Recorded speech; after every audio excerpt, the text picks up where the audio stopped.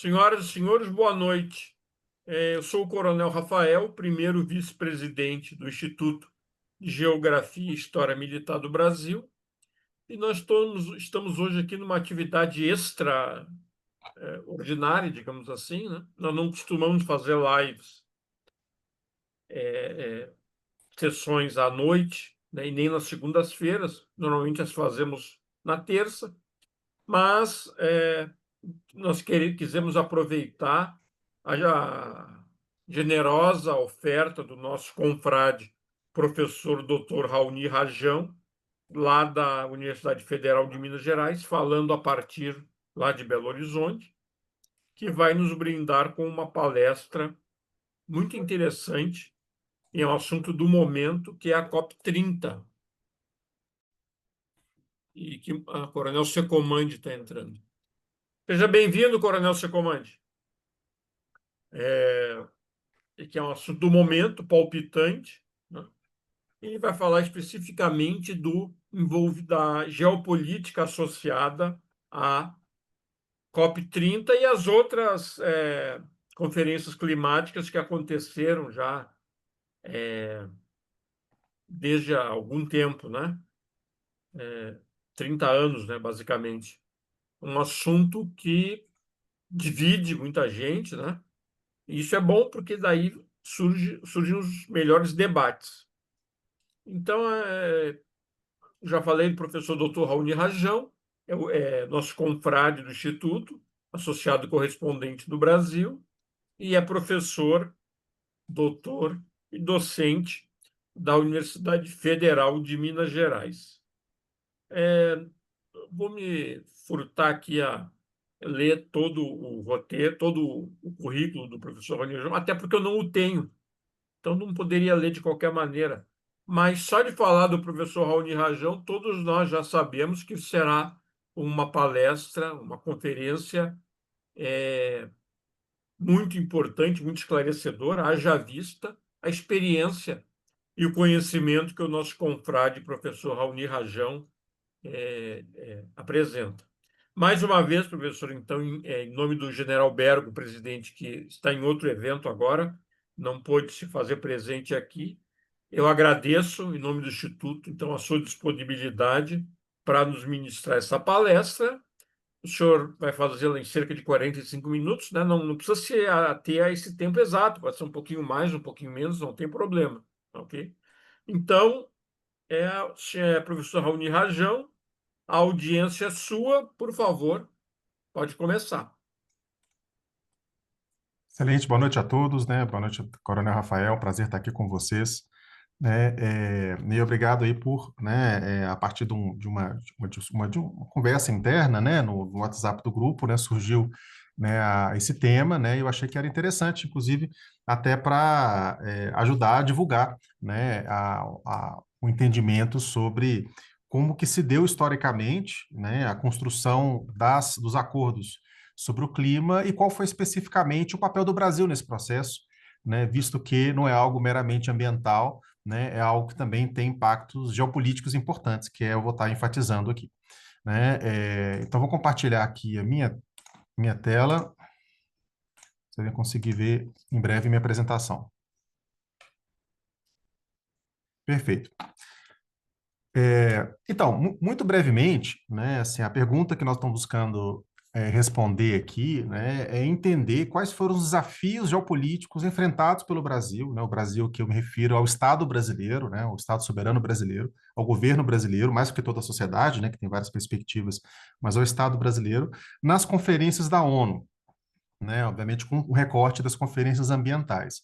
Né? E como é que esse entendimento foi construído? Né? Já é uma pesquisa que está em andamento há muitos anos, né? Eu fiz o meu mestrado e o meu doutorado, né, no âmbito da relação entre sistemas de monitoramento, o controle do desmatamento, e já comecei a bordear esse tema, aí já vão fazer uns 20 anos, né? E posteriormente comecei a pesquisar isso, participando, na verdade, pela primeira vez de uma convenção, né, da ONU em 2012, que foi a Rio mais 20, né? E tive depois, na sequência, a oportunidade de participar como observador de 8 reuniões da COP, né? Ou seja, a Conferência das Partes, especificamente sobre o clima, né? Como observador, e mais 2, nos últimos 2 anos, como negociador durante minha passagem no governo, né? Então, com base nessa experiência em primeira pessoa, essa observação participante, mas também entrevista com negociadores, documentos internos, né? A própria literatura que nos ajuda bastante a compreender esses processos. E aí que nós vamos partir, primeiro, de um entendimento das políticas ambientais pré-1970, né, que é importante ter um pouco o contexto disso, até para a gente não achar que toda e qualquer discussão ambiental nasce a partir do momento que isso é levado na ONU, né? Existe um histórico no Brasil anterior a isso, que é importante trazer, né? Mas só que você tem a mudança do tema quando ele deixa de ser uma questão meramente nacional, e aí você tem o surgimento do debate de alguns problemas ambientais como sendo transnacionais, e aí justifica, inclusive, a entrada da ONU, né, nesse processo. Eu vou estar descrevendo como é que foi a Conferência de Estocolmo, em 1972, depois a Conferência do Rio de Janeiro, em 1992, depois, já a partir da Conferência do Rio, que foi constituído, né, a Convenção Quadro para as Mudanças Climáticas, a sigla em inglês UNFCCC, né, que gera o Protocolo de Quioto e que também gera o Acordo de Paris dentro disso, né? E aí eu vou estar apresentando também um pouco os riscos, né, do geopolítico, da desinformação e do mau engajamento nesses temas. A gente viu isso recentemente, para finalmente chegar na questão específica da COP30 em Belém. Então, antes de tudo, é importante reconhecer e enfatizar que a preocupação em temas ambientais, principalmente com relação ao desmatamento, ela tem um histórico bastante longo no Brasil, né? Na verdade, o primeiro texto histórico do Brasil, né, já em 1600 e pouco, já fala, né, já nota, né, como é que a agricultura que se faz no país é uma agricultura que utiliza muito fogo, uma agricultura, digamos, predatória, né? Já no século seguinte, isso foi se enfatizando nos escritos de diferentes autores, enfatizando aqui, inclusive, a obra de José Bonifácio de Andrade e Silva, né, que inclusive eu tive a oportunidade de escrever um capítulo, né, sobre a perspectiva de José Bonifácio em relação ao futuro da agropecuária no Brasil, né, está um capítulo que faz parte do nosso livro, né, do Instituto de Geografia e História Militar do Brasil, dos 200 anos da independência, né, e nesse âmbito, né, dessa obra do José Bonifácio sobre agricultura e florestas, ele já nota que ao desmatar você diminui a quantidade de chuvas, né, você gera problemas ambientais, né, e o que inclusive faz ele chegar à conclusão, né, que destruir matos virgens e sem causa, como até agora se tem praticado no Brasil, é extravagância insofrível, crime horrendo e grande insulto feito à natureza. Né? Tanto é que, de fato, né, a Lei de Terras de 1850, ela já prevê, né, caso os poceiros, aquelas pessoas em áreas, né, públicas, que eram quase todas os imóveis rurais, colocassem fogo, etc., inclusive ele perdia o imóvel, perdia os bens e tinha uma multa bastante pesada, sendo que o corte de madeiras de lei, né, pelas ordenações filipinas anteriores, né, à independência do Brasil, inclusive era previsto pena capital, né, ou seja, existia ali, né, uma vontade, né, da coroa bastante forte com relação à boa gestão desses recursos naturais. Né? E aí, mais posterior, né, 100 anos depois de José Bonifácio, né, o Cândido Rondon, né, que além de cartógrafo, engenheiro, né, grande, né, indigenista, né, grande homem de ciência, ele se interessava por essa relação entre meio ambiente, agricultura, clima. Inclusive ele era membro, né, de uma espécie de ONG à época, né, que era a Associação da Flora Brasileira, né, e ele foi chamado por Epitácio Pessoa em 1920 e poucos, né, para poder fazer um estudo sobre as causas da seca no Nordeste, né, e ele chega à conclusão que um fator muito importante era a degradação da terra, era o desmatamento excessivo naquela região, né, e é por conta disso que ele chega a essa conclusão, né, que é o agente homem, né, que assumiu entre nós o papel de fazedor de desertos, né, por conta dessa noção, né, que inclusive é entendida como a teoria do dessecamento, né, que desmatamento gera perda de chuvas. Essa noção ela esteve embutida, né, no Código Florestal de 1934, né, de Getúlio Vargas, apesar de que era uma lei ainda muito focada em recursos madeireiros, né, mas ela teve muito mais central, na verdade, né, na discussão que foi feita ali no início da década de 60, né, porque foi constituído em 1960 um grupo de estudos, né, com vários dos principais juristas e acadêmicos da área que fizeram um texto, né, uma proposta de lei que ficou engavetada, né, com o João Goulart, que inclusive não tinha muito interesse pela matéria, né, e que acabou sendo resgatada, tirada da gaveta, pelo Hugo Leme, que foi o segundo ministro da Agricultura apontado por Castelo Branco. Inicialmente tinha um indicado político, né, um ex-secretário de Agricultura do estado de São Paulo, que foi o ministro. O Castelo Branco ele não gostou muito da atuação daquele ministro, achou ele muito pouco técnico, nem muito politiqueiro, por assim dizer, e chamou o Hugo Leme, que era inclusive naquele momento diretor da Exalc, né, que é ainda hoje é a faculdade, né, de agronomia mais reconhecida no Brasil, junto com a Universidade de Viçosa, junto com a Universidade de Lavras, né? Inclusive o Hugo Leme é considerado um dos pais da agricultura mecanizada no Brasil, né, trazendo inclusive esse pacote tecnológico dos Estados Unidos ainda nos anos 50. Ele, com isso, fez uma série de reformas, né, nos 17 meses que ele teve à frente do Ministério da Agricultura, a Lei de Terras, crédito agrícola, que inclusive fez a base do que a gente entende hoje como Plano Safra, né, e já chegou em tela o tema florestal, né, até por conta da interação dele com um colega engenheiro florestal também na Exalc, que tem um departamento forte de engenharia florestal, e ele teve a ideia, né, de levar para Castelo Branco, que abraçou prontamente a ideia de propor, né, um novo Código Florestal, né? E nos documentos, né, inclusive na exposição de motivos da nova lei, né, que ela é feita pelo Hugo Leme e depois ela é subscrita, né, assinada pelo Castelo Branco e encaminhada ao Congresso Nacional, né, é deixado muito claro, né, qual que é a questão-chave, né, que é aquela do uso predatório, da importância do governo restringir e, de certa forma, limitar, né, o direito de usar e abusar das próprias terras, né? E ele diz, né, que o dilema é esse: ou impõe-se a todos os donos de terra defenderem à sua custa, e não à custa do governo, etc., a produtividade do solo contra a erosão terrível e crescente, ou cruza-se os braços ante a incapacidade, pela pobreza do poder público na maioria dos estados do Brasil, para deter a transformação do país num deserto, em que as estações se alternem entre inundações e secas. Por que inundação? Porque quando você corta as árvores, né, chove, você não tem o processo, né, de absorção da água pela raiz das árvores, né, porque inclusive o solo compactado, né, normalmente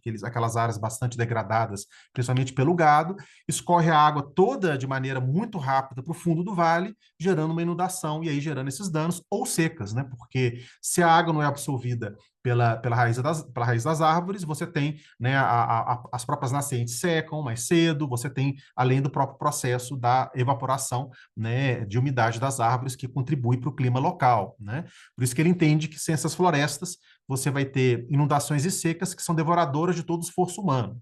Né? E conclui, né? Quando cada brasileiro souber o que representa uma floresta, como fator da sua própria sobrevivência e seu bem-estar, poderemos então abolir as penalidades por absolutamente desnecessárias, como já ocorre em outras partes.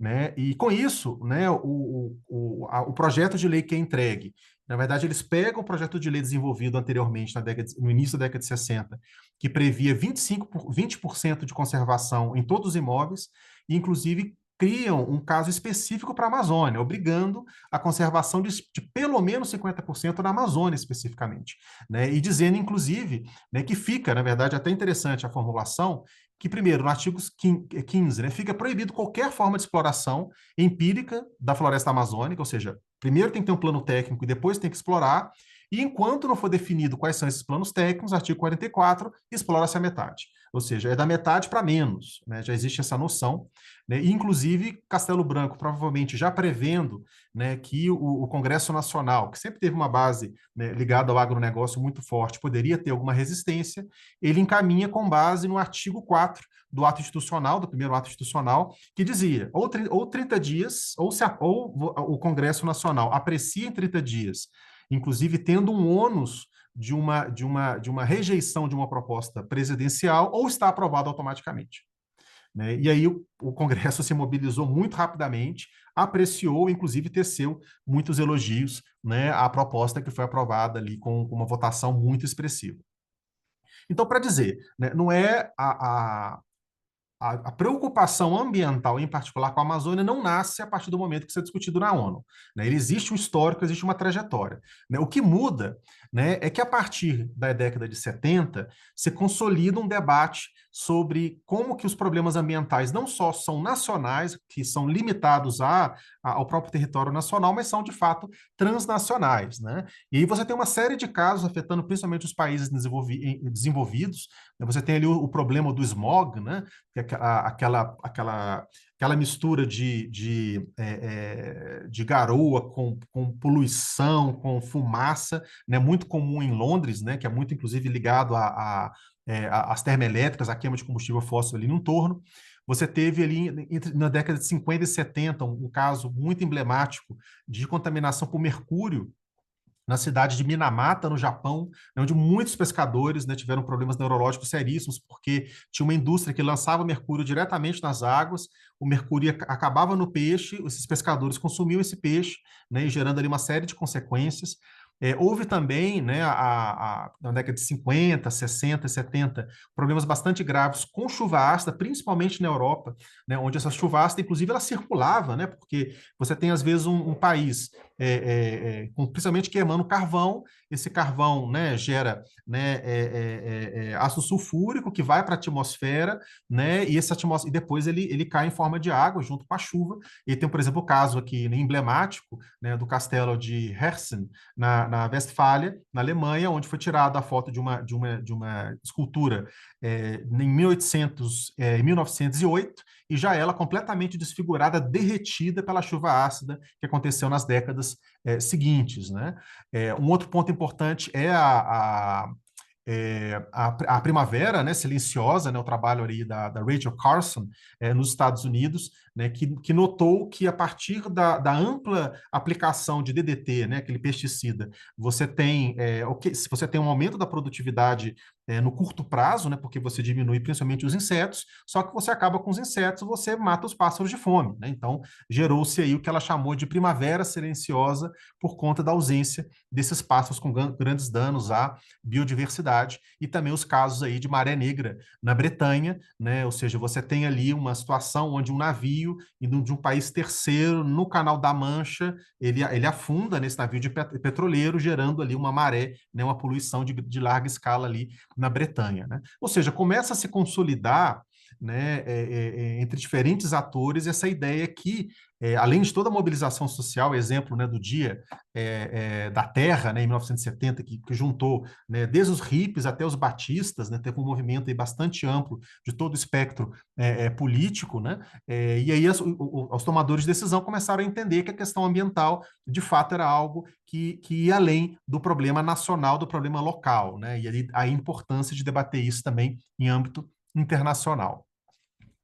Um outro documento que foi muito influente nesse período, né, foi os limites do crescimento, que foi um estudo, né, encomendado por um grupo, na verdade, por um grupo de industriais, né, europeus para o MIT, né, a partir do laboratório do Jay Forrester, né, que foi um daqueles que desenvolveu, inclusive, a simulação, né, dos sistemas dinâmicos, e a ideia era, a partir dessa nova tecnologia de simulação de sistemas dinâmicos, né, entender, né, qual que seria as trajetórias de longo prazo de desenvolvimento, né, do mundo, considerando que a partir do momento que você tem um crescimento econômico, você tem uma indústria, aquela indústria, por exemplo, né, aquela indústria, você tem você tem um aumento da população, você tem um aumento de capital, né? A partir daquilo, você tem também uma redução gradual dos recursos naturais, né? E a partir do momento que a poluição começa a subir e você tem ali um aumento muito grande da população, maior inclusive que a disponibilidade,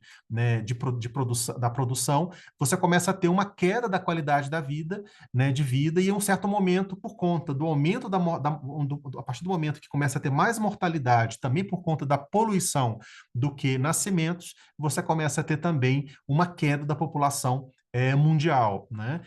E esse estudo, né, em particular, e vários outros que surgiram na sequência, mais ou menos na mesma época, né, propõe que a solução, né, para aquela situação é limitar o crescimento. Né? O mundo ele tem um limite, o desenvolvimento tem um limite. Se o mundo continuar crescendo no ritmo que está, né, a humanidade vai sofrer. Então, nós precisamos ter um controle de natalidade, a gente precisa estabilizar investimentos e produção, a gente precisa manter o consumo, né, de alimentos per capita, um pouco como esse cenário aqui, que é um dos cenários estudados, né, pelo limite do crescimento, onde você tem, por exemplo, o limite da população, depois ele estabiliza, né, mesma coisa a quantidade de saída industrial, né, recursos, etc., e a poluição ela tem um pico, né, ali por volta do ano 1990, etc., e depois ela se estabiliza até o ano de 2100. Né? Só que, assim, esse tipo de proposição ela foi vista com muita desconfiança e com muito incômodo, né? Principalmente para os países em desenvolvimento, né? Porque você imagina, você é um país rico, já alcançou um nível de bem-estar social razoável e está dizendo que se os outros também chegarem nesse nível de consumo de bem-estar, o mundo vai acabar, vão acabar os recursos naturais, vai aumentar o problema da poluição, né? Então, daí nesse meio que você tem o debate, né, que vai depois acontecer no âmbito da Conferência de Estocolmo. Mas antes de entrar especificamente na Conferência de Estocolmo, eu acho que é importante a gente dar um passo anterior, só para poder esclarecer quais são os documentos que a ONU produz, né, e quais documentos têm força legal, quais que não têm, e quais que têm possibilidade de veto ou não, e como é que eles são adotados. Né? Então, o órgão máximo da ONU é a Assembleia Geral, né, que inclusive faz aprovações por maioria simples, né, onde ali não existe nenhum ator específico que tenha possibilidade de veto, mas que todas as indicações dele não têm força, não são vinculantes. Né? Agora, já o Conselho de Segurança, você tem ali uma forma de aprovação com uma proporção diferente, né, de 9 dos 15 membros precisam, né, votar em uma proposta e não pode ter veto de nenhum dos cinco países que formam ali, de certa forma, tem esse privilégio. Estados Unidos, anteriormente União Soviética, depois Rússia, China, Reino Unido e França, nesse caso, né, sendo vinculante. Você tem também as conferências, né? As conferências, elas precisam ser decididas por consenso, não basta a maioria, você precisa ter 100% dos países concordando com aquela declaração normalmente que sai, né? Um país pode até bloquear, né? Por isso, porque precisa do consenso, e você tem nas conferências o resultado são princípios, programas que não têm força legal, são mais grandes princípios, né? Ou planos de trabalho. Né? E, finalmente, você tem, aí sim, as convenções, né, que precisam também de consenso para serem aprovados, né, mas que tem a diferença das conferências, porque como ela é vinculante, ela precisa de uma ratificação nacional. Ou seja, não existe nada que a ONU possa fazer que tenha efeito em um país qualquer se aquele país não ratifica aquela decisão pelo seu Congresso Nacional. Né? Não existe um governo global que impõe às pessoas fazerem X ou Y. Né? O que pode acontecer, como, por exemplo, houve quando os Estados Unidos, representantes legais dos Estados Unidos, aprovaram o Kyoto, né, que foi uma das negociações feitas no âmbito da ONU, e depois o Congresso norte-americano falou, não vou ratificar isso, e não ratificou. Né? Então, existe sempre ali, né, esse controle duplo, né, que é importante, principalmente para convenções, tratados, ou seja, de fato, aqueles documentos legais no direito internacional que são vinculantes, que os países eles têm a obrigação de cumprir. E aí a gente pode entrar em Estocolmo, né? E como é que foi o processo? Né? Você tem ali em 1969, né, um debate que é proposto no âmbito da Assembleia Geral, né, onde é proposto a realização de uma conferência sobre o meio ambiente humano, né? É até interessante eles falarem humano, por quê? Porque não era uma conferência sobre a questão, né, da biodiversidade ou do bem-estar animal. Não, era como que o meio ambiente se interage com o bem-estar das pessoas, né? Ou seja, uma perspectiva bem antropocêntrica. Isso foi aprovado por consenso, né? A importância de realizar isso. A Suécia propôs, né, que hospedar, né, a trazer, né, para Estocolmo, né, a realização desse evento, né, e aí você foi criado um comitê preparatório de 26 países, inclusive o Brasil foi um dos membros, né, desse comitê preparatório, né, e aí logo de cara você começou a ver ali uma tensão entre os diferentes países fazendo parte dessa discussão. Você tem ali, né, os países desenvolvidos já sofrendo os impactos do excesso de poluição, inclusive a poluição acontecendo em países vizinhos, né? Por exemplo, da chuva ácida, e querendo focar o debate na questão da regulação ambiental. E os países em desenvolvimento falam, não, gente, peraí, né? A gente precisa discutir não só a questão ambiental estrito senso, mas a questão do desenvolvimento e meio ambiente. A gente precisa discutir os dois, né? E também muito preocupados com aquela ideia de limites, né? Porque se tiver limites para o crescimento, poderia haver, inclusive, o risco de serem impostos limites, por exemplo, ao crescimento de PIB, né, e de população dos países em desenvolvimento. Também tinha ali um discurso, né, um pouco insidioso em alguns países, falando de bens comuns, etc. E o Brasil, em particular, e vários outros países em desenvolvimento, foram bastante duros com relação a essa discussão, né, de bens comuns, né? Isso no âmbito teve uma reunião preparatória em 1971 que foi muito importante, que gerou um documento, um relatório de Funet, né, que de certa forma é uma espécie de contraponto ao próprio limites do crescimento e que teve uma participação muito brilhante, né, de um diplomata brasileiro, Miguel Osório, né, mas também, né, de especialistas da Argentina, o Sachs da Polônia e França, inclusive o Sachs que depois propôs a ideia de ecodesenvolvimento, né, e eles começam a argumentar a ideia que não dá para discutir meio ambiente sem discutir também a questão do desenvolvimento.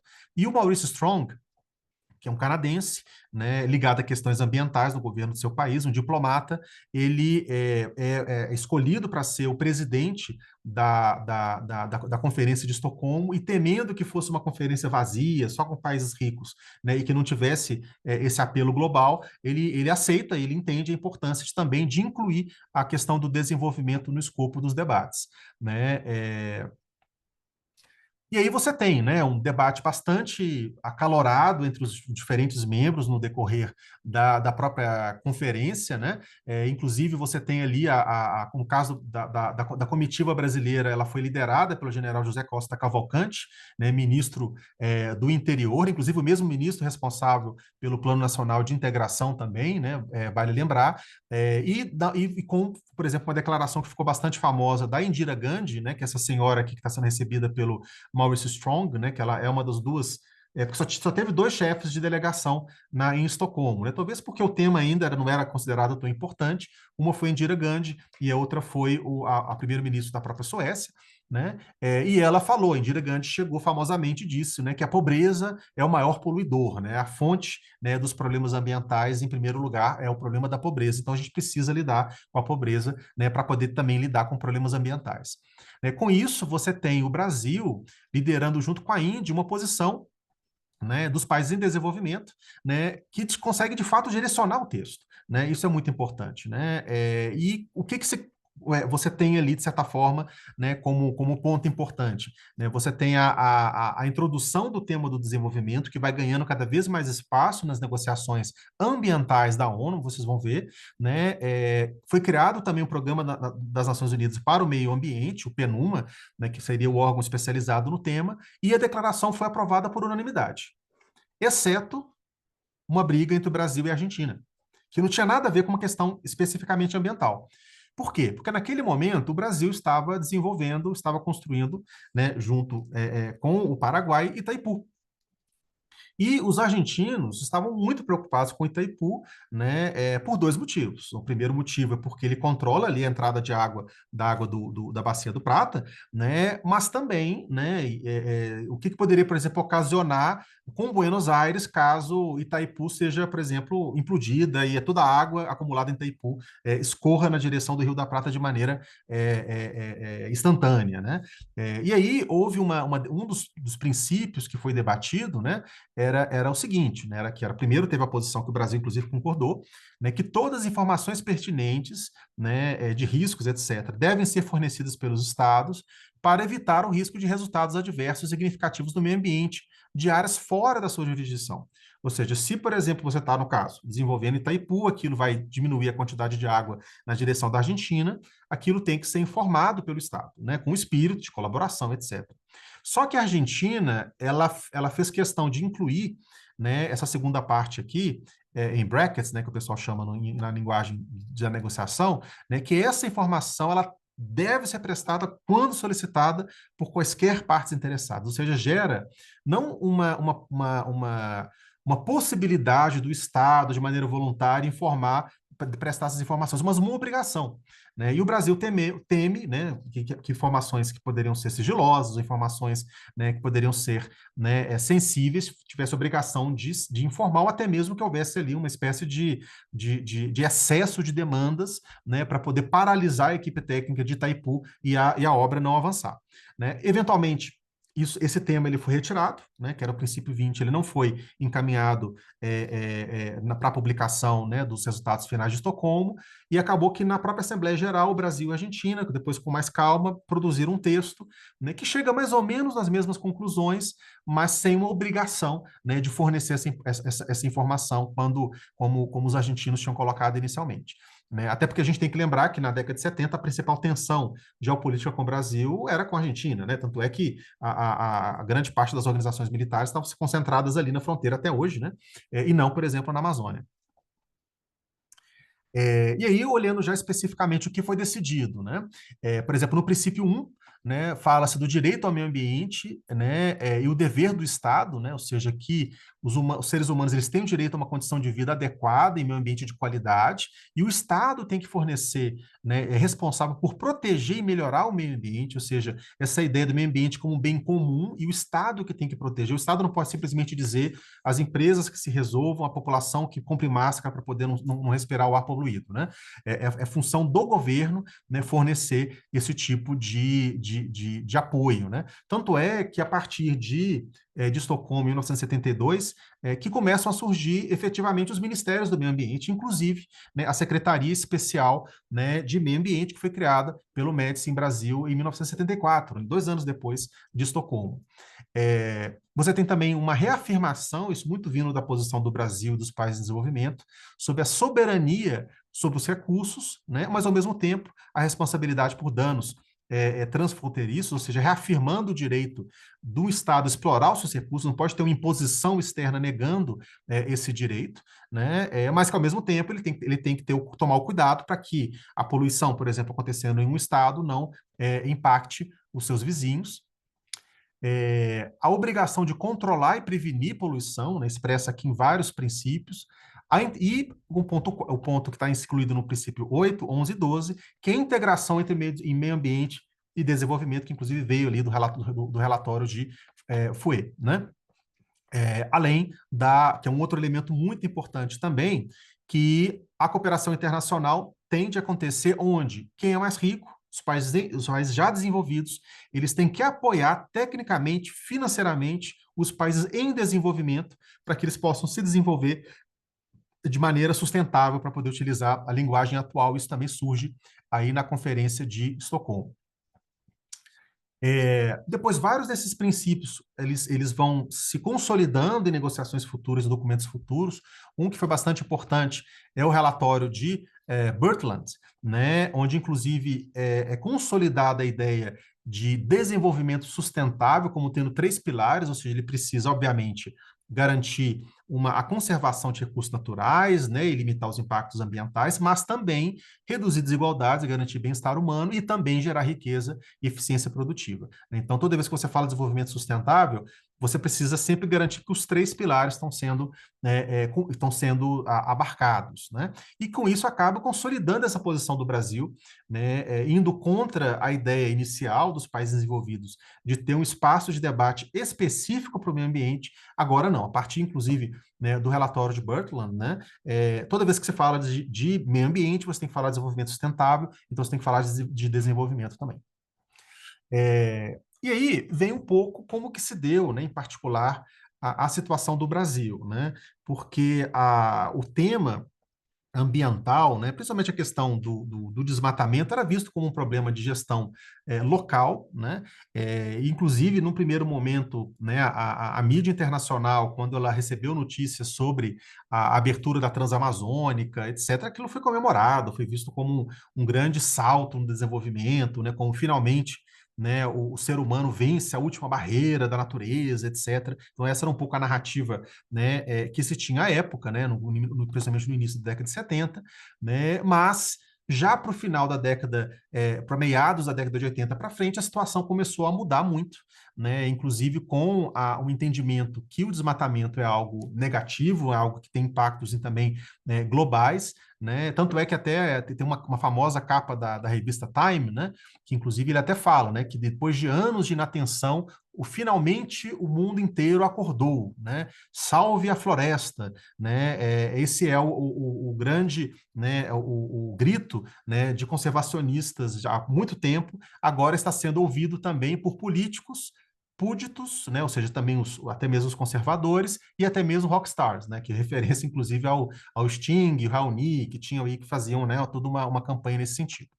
E isso começou a ter impactos econômicos no Brasil, né? Porque teve ali, por exemplo, em 1985, né, após demonstradas, né, que o governo brasileiro não estava cumprindo os componentes ambientais planejados para o Polo Noroeste, né, em Rondônia, o Banco Mundial suspendeu o pagamento de 200 milhões de dólares. Né? Se 200 milhões de dólares hoje é muito dinheiro, na época era muito mais.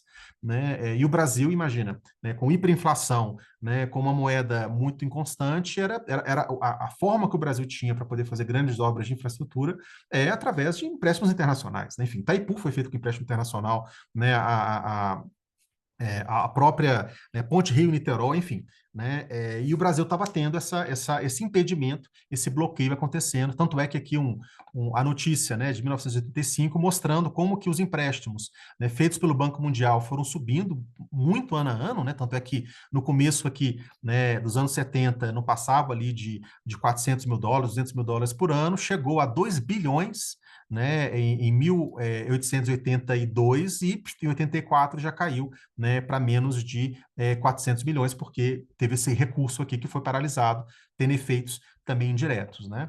A própria PNUMA, né, o órgão das Nações Unidas, tecendo críticas bastante diretas ao Brasil, e temos também o assassinato do seringueiro Chico Mendes, né, que causa uma grande comoção internacional. Né?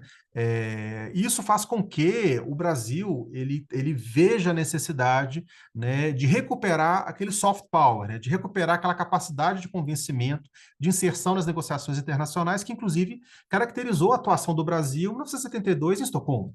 Né? E aí, para isso, né, inclusive eu tive a oportunidade de conversar, né, com o presidente Sarney sobre esse tema, né, e na entrevista dele ele falou muito claramente de como que naquele momento o Brasil ele estava sendo pressionado por todos os lados. Né? Imagina, você vai lá conversar quando ele foi conversar com o Bush, primeira coisa que o Bush levantou para ele, e a questão do desmatamento, e a questão ambiental, ou seja, o Brasil nem conseguia avançar em outras pautas também importantes. Né? E aí o presidente Sarney, na época, decide criar o programa Nossa Natureza, inclusive para enfatizar, né, que trata-se de um recurso brasileiro, cria o IBAMA no ano seguinte e passa a fazer o monitoramento do desmatamento através do INPE, criando o programa de monitoramento do desmatamento, o PRODES. Né? E é também o próprio governo Sarney que, ao ter uma discussão na ONU sobre um evento 30 anos depois, 20 anos depois de Estocolmo, ser uma espécie de Estocolmo mais 20, né, o governo Sarney, né, e a diplomacia brasileira se articulam para poder conseguir trazer o Rio mais 20 para o Brasil. Desculpa, a Rio 92 para o Brasil. Por quê? Porque quando você recebe um evento dessa magnitude, você tem uma capacidade também maior de direcionar o que está sendo debatido. Né? E isso era importante, né, para o Brasil nesse momento. Ao mesmo tempo, você tem ali um contexto geopolítico muito peculiar, porque, enfim, né, você chega no fim da história, cai o Muro de Berlim, né, e aí, obviamente, os diferentes atores ficam preocupados, né, em particular os Estados Unidos, que ele começa a ser muito pressionado dentro e fora de casa, né, por questões ambientais, né, onde você tem ali o American Way of Life, né, com grande consumo, carros grandes, beberrões, casas grandes, etc., como sendo causador de um problema para toda a humanidade, né, e os Estados Unidos, em particular o presidente Bush Sênior, nesse momento temia, né, que os Estados Unidos pudesse se tornar um vilão, né, já que agora, né, não tem mais inimigos, né, é muito perigoso que talvez o mundo, né, em particular liderado ali por sentimentos ambientais europeus, né, se voltem contra os Estados Unidos. Então ele também estava numa situação delicada, né, e o Brasil queria se colocar como esse mediador entre norte e sul, né, como de fato ele foi também, né, em Estocolmo em 72. Né? Com isso, o Brasil, inclusive, ele já começa a articular no âmbito da Assembleia Geral das Nações Unidas e consegue retirar, inclusive, o tema de clima, porque já havia ali toda uma construção acontecendo dentro do PNUMA, que é um órgão mais técnico, para poder resolver e para poder avançar na negociação de temas climáticos, por exemplo, por conta da crise do aquecimento global, que já estava começando a observar nesse momento, que havia uma discussão que poderia eventualmente ser resolvido com um documento técnico, como inclusive foi o problema da camada de ozônio. Né? E o Brasil ele vai lá, consegue articular nas Nações Unidas, mobilizando países em desenvolvimento, dizendo não, isso não dá para você falar de clima se você também não fala isso numa conferência mais ampla e se você não fala isso também no âmbito da discussão sobre desenvolvimento. Né? Então ele consegue retirar o debate das mudanças climáticas no âmbito técnico-científico e colocar no âmbito também político-econômico, que é a característica dessas conferências. Né? E aí você tem, né, a organização da Rio+20, desculpa, da Rio 92, né, que foi inclusive o maior evento organizado pelas Nações Unidas até então. Né? Você nunca teve até então um evento que reuniu 172 países com 108 chefes de Estado. Né? Foi realmente algo, né, sem precedentes, com 10 mil jornalistas, 1.400 organizações não governamentais. Então, ou seja, foi realmente um evento de peso, com muita visibilidade. O mundo parou para poder acompanhar a chamada Eco 92, ou Rio 92, né? E que também se consolidou como um espaço, né, que foi uma novidade, né, de você não só ter uma conferência da ONU como uma coisa que diplomatas vão, ficam debatendo textos, mas também um espaço de interação com a sociedade. Né? E aí no âmbito da Rio 92 que você tem ali uma demanda cada vez maior das ONGs, dos povos indígenas, dos cientistas, de se aproximarem das negociações diplomáticas, né, inclusive com a pressão para demarcação de terras indígenas acontecendo no âmbito, né, da Rio 92.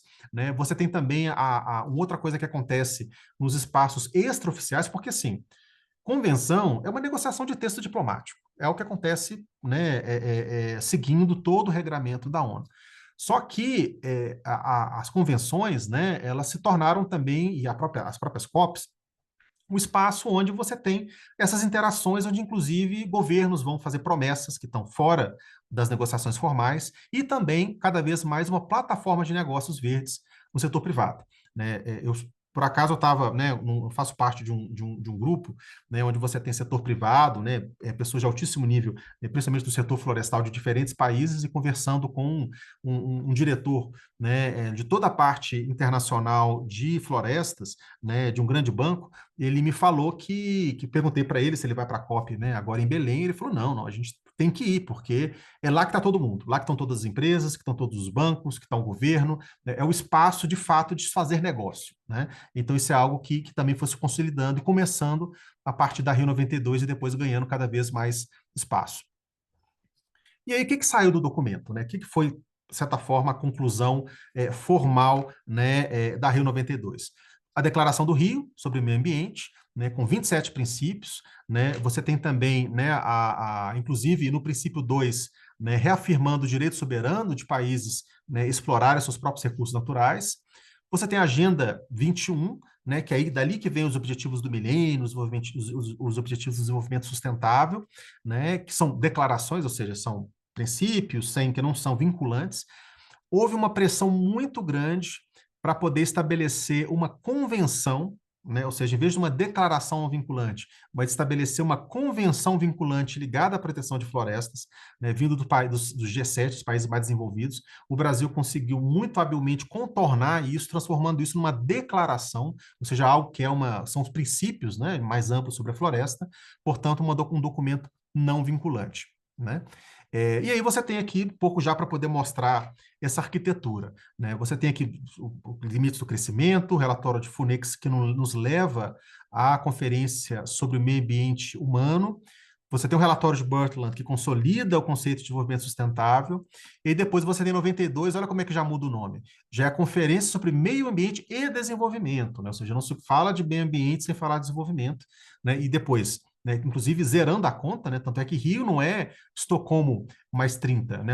Desculpa, Estocolmo mais 20, né? Rio vira um novo marco que inclusive gera Rio mais 5, Rio mais 10, que foi em Joanesburgo, e Rio mais 20, que foi no próprio Rio de Janeiro.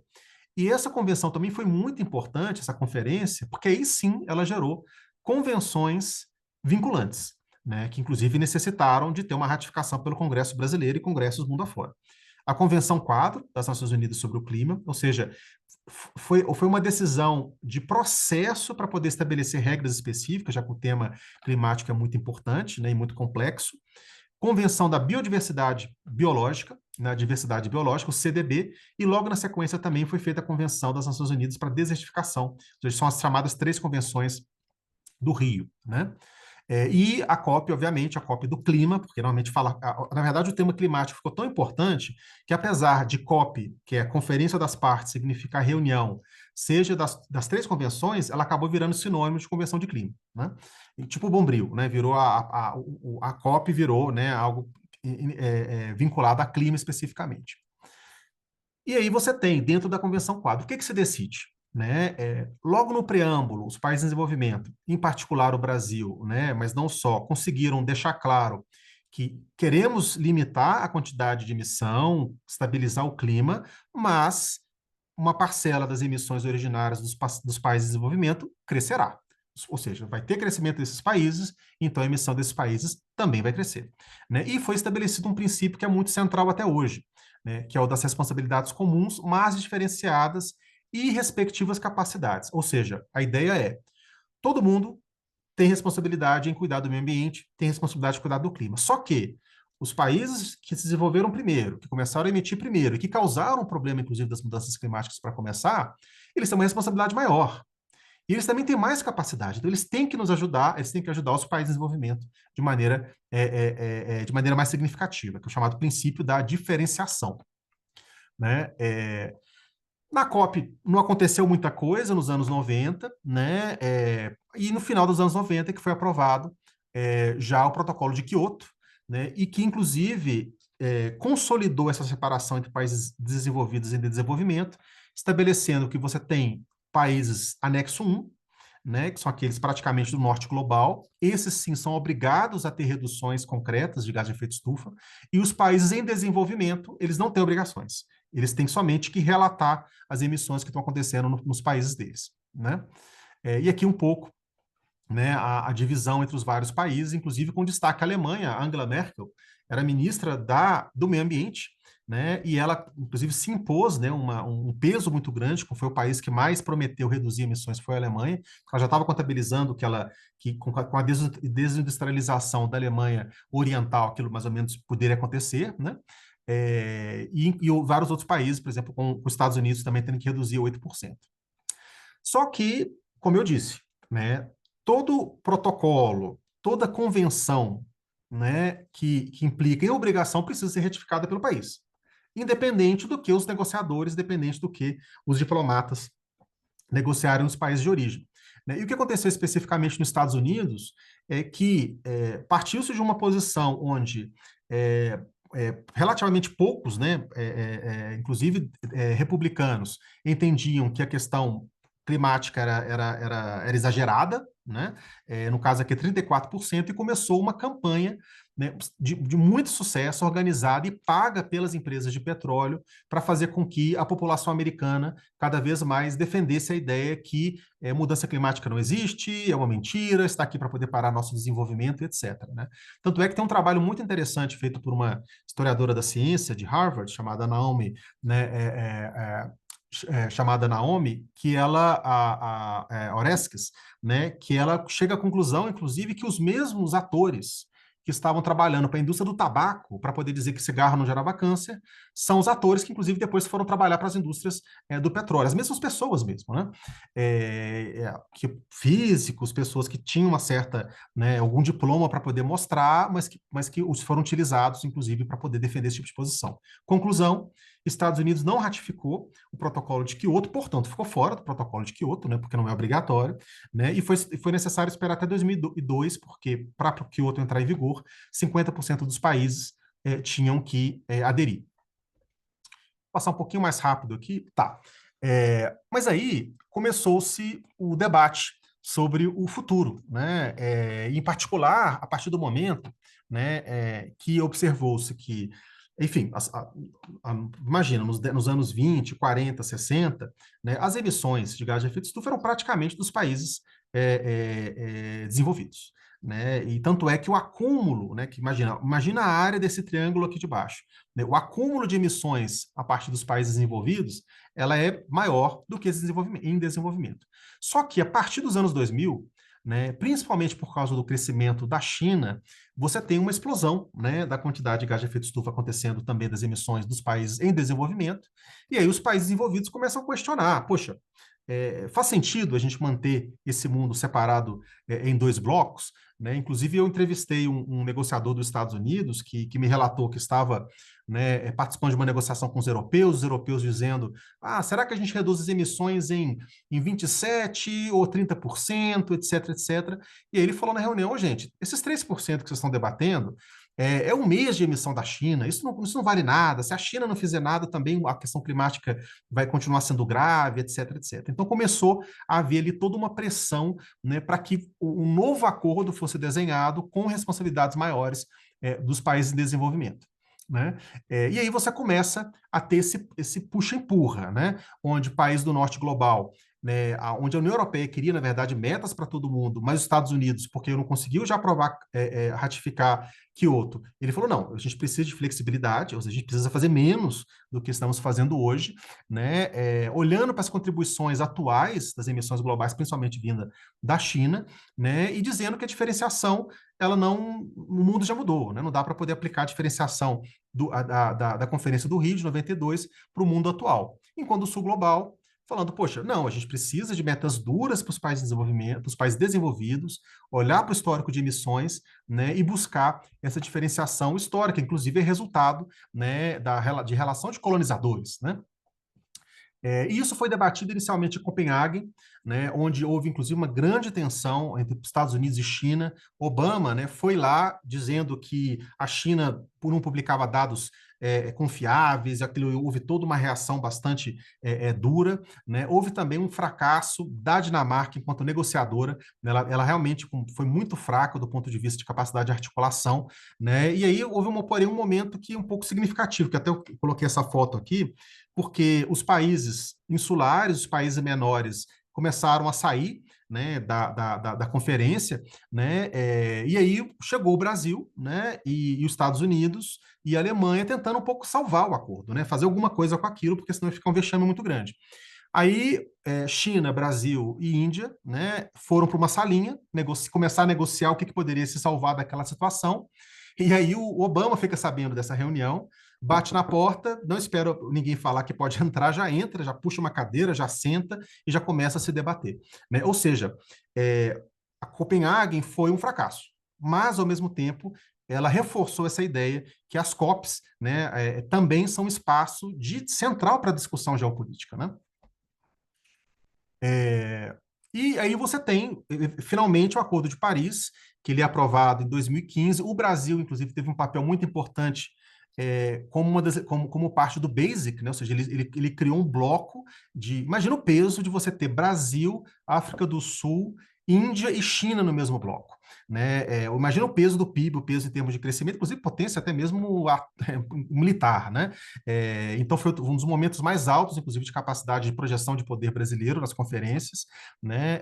E aí ele se decide de conter a temperatura abaixo de 2 graus, obrigação de transparência, que na verdade torna-se a única obrigação de fato no Acordo de Paris é ter transparência, você tem que publicar quais são suas emissões, e aí, em vez de ser imposto externamente a obrigação de cada um, como é o caso da obrigação de Quioto aos países ricos, criou-se o sistema das contribuições de mitigação nacionalmente determinadas. Ou seja, cada país diz o que quer fazer, né? É 100% voluntário, com o único critério que você nunca pode fazer menos do que você prometeu na rodada anterior. Ou seja, não pode ter backsliding, né? Que foi um princípio acordado ali.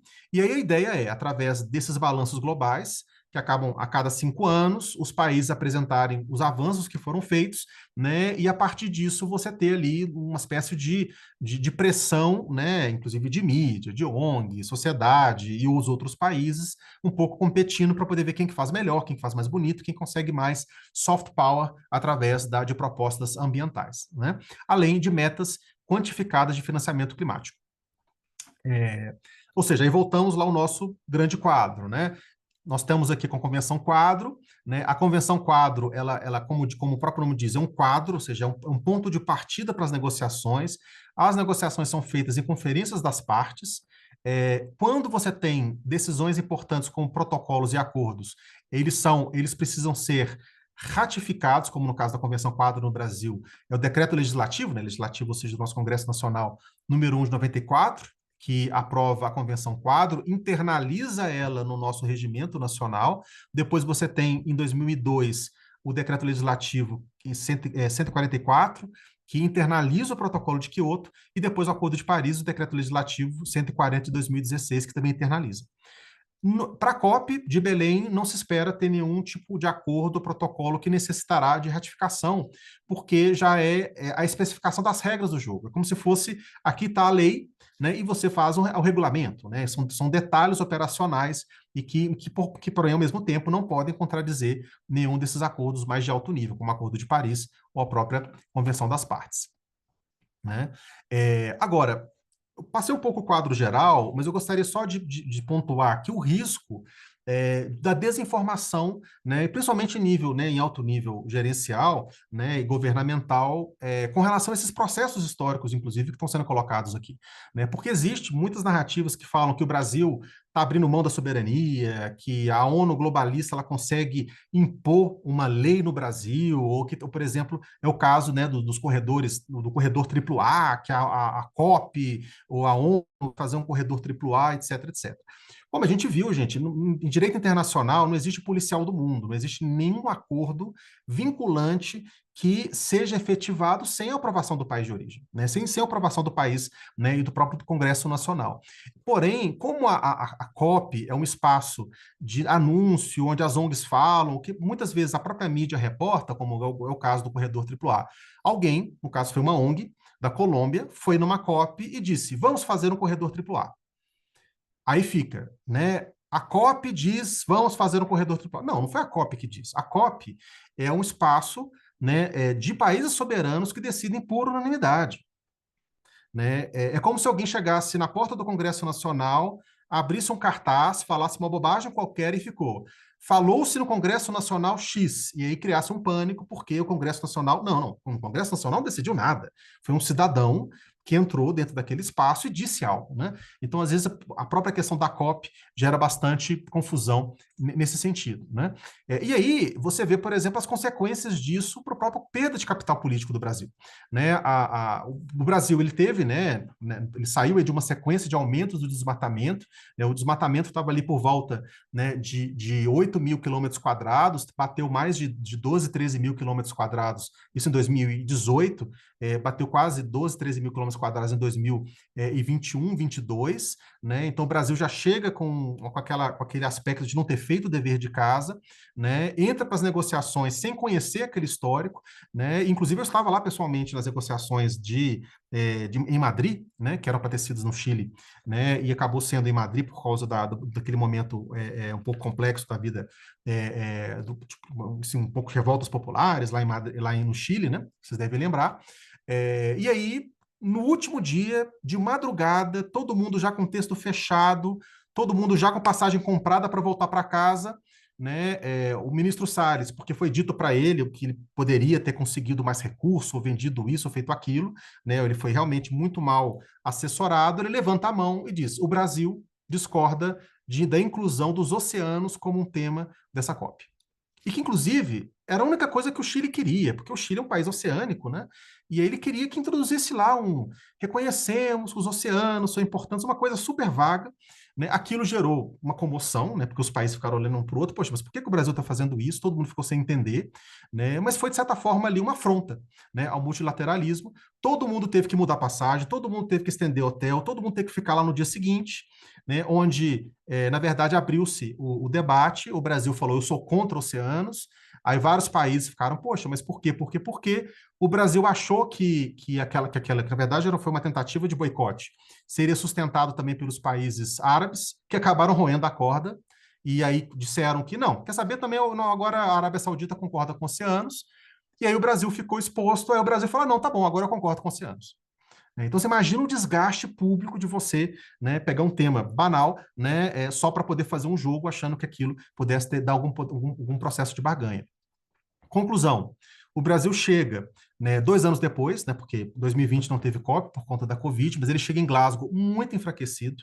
Né? Eu lembro, eu tive lá também, né, enfim, você olhava assim, o próprio aspecto físico dos negociadores, né, enfim, deprimidos mesmo, porque o Brasil ele não estava conseguindo ter aquela capacidade de influenciar o processo que ele teve anteriormente. Ele teve que abrir mão de posições históricas dentro das negociações, no caso, por exemplo, do MDL, e acabou concordando com declarações fora da COP, né, mas que são importantes, como, por exemplo, a declaração de líderes de Glasgow sobre florestas, onde o Brasil, em 2021, na gestão passada, se compromissou em acabar com o desmatamento, todo o desmatamento, inclusive o desmatamento legal, desmatamento que é autorizado por lei no Brasil.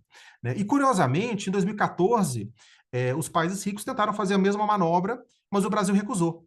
E recusou e ficou por isso mesmo. Por quê? Porque naquele momento ele tinha capital político para poder queimar no âmbito internacional. Em 2021 ele já não tinha mais. Então, e aí, quais são as expectativas para a COP30? Né? Não tem grandes temas a serem negociados nessa COP, né? Dizendo bem a verdade, não tem um acordo de Paris, não tem nada, né? Até porque, imagina, o acordo de Paris já foi aprovado há mais de 10 anos, né? Há 10 anos, na verdade, exatamente, então vários dos temas de negociação já foram sendo fechados, mas tem ali a discussão do balanço global, do Global Stock Take, que acontece de cada 5 anos. Então, é um momento importante, mais no sentido de mostrar como é que estão os esforços globais e expor que, de fato, a gente não está indo na direção de conseguir evitar as mudanças climáticas, né, catastróficas. Então, vai ter ali um recado importante. O que, porém, o diferencial vai ser trabalhar os meios de implementação, em particular na questão do financiamento, né? Porque os países desenvolvidos prometem dinheiro, né? Pagam alguma coisa, por exemplo do Fundo Amazônia, mas uma parcela muito pequena do que, de fato, eles até se comprometeram em outros âmbitos de doarem para os países em desenvolvimento. Então, vai ser um espaço para poder criar mecanismos, inclusive, de monitoramento desses valores, né? Finalizar algumas regras de mercado e também trabalhar o programa de transição justa, que seria lá o eixo social do desenvolvimento sustentável. Agora, tem resultados também extra-negociação, né? Como o lançamento do Tropical Forest Forever Facility, que é um mecanismo financeiro para poder apoiar as florestas no mundo inteiro, não só o Brasil, né? Mas é proposto pelo Brasil, né? E tem a característica dele conseguir gerar recursos sem dar nada em troca. Ou seja, ele não dá um crédito de carbono em troca, portanto, ele não gera obrigações recíprocas e consegue financiar florestas. Né? E agora o X da questão é se, além dos países ricos, né, se, por exemplo, a própria China vai poder ser alguém que vai contribuir para esse recurso, para esse bolo comum, que é uma espécie de Banco Mundial das Florestas. Né? Inclusive, o Banco Mundial também está por trás dessa iniciativa. Ou seja, resumo, né? Nós temos já 50 anos de negociação ambiental, né, na ONU, onde o Brasil tem sido um dos atores mais influentes, inclusive tendo uma influência acima da sua característica enquanto país que é uma potência regional. Né? O Brasil não está no Conselho de Segurança, o Brasil não está entre as potências nucleares do mundo, mas em temas ambientais, na ONU, ele conseguiu, né, ter uma potência, ter uma capacidade de influência acima do seu próprio peso, né, geopolítico. Né? E isso já é algo interessante. Isso se deu muito por conta do soft power do Brasil enquanto intermediador, né, entre os países em desenvolvimento e os países desenvolvidos, pela habilidade, né, dos nossos diplomatas aí da tradição do Rio Branco, né, do Itamaraty, né, mas, obviamente, ele tem um soft power. Né, então, se ele entra numa negociação sem fazer dever de casa, sem uma posição tecnicamente embasada, ele tende a, inclusive, sair perdendo, né? Como no caso, né, da COP em 2021, que ele assinou, fez uma série de compromissos sem receber nada em troca, né? Já a COP30 é uma oportunidade do Brasil para conseguir garantir esse financiamento, né, para as florestas, né, sem venda de crédito. Então, essa, na verdade, é uma agenda extra-oficial, que talvez seja mais significativa, né, e que, de certa forma, nos levam a essa lição. Né? Como diz, né, Platão na República, né, que a maior penalidade que recai sobre aqueles que se recusam a governar ou participar, no caso aqui, de um processo de governança global no âmbito da ONU, é ser governado por homens piores. Né? Se o Brasil não está lá proativamente liderando as negociações de acordo com os interesses nacionais, essas negociações vão levar a caminhos que não são de interesse do Brasil. Daí, inclusive, a importância, né, desse entendimento, desse engajamento, né, inclusive para entender as implicações geopolíticas do que está sendo debatido na ONU. Agradeço muito pela atenção. Obrigado.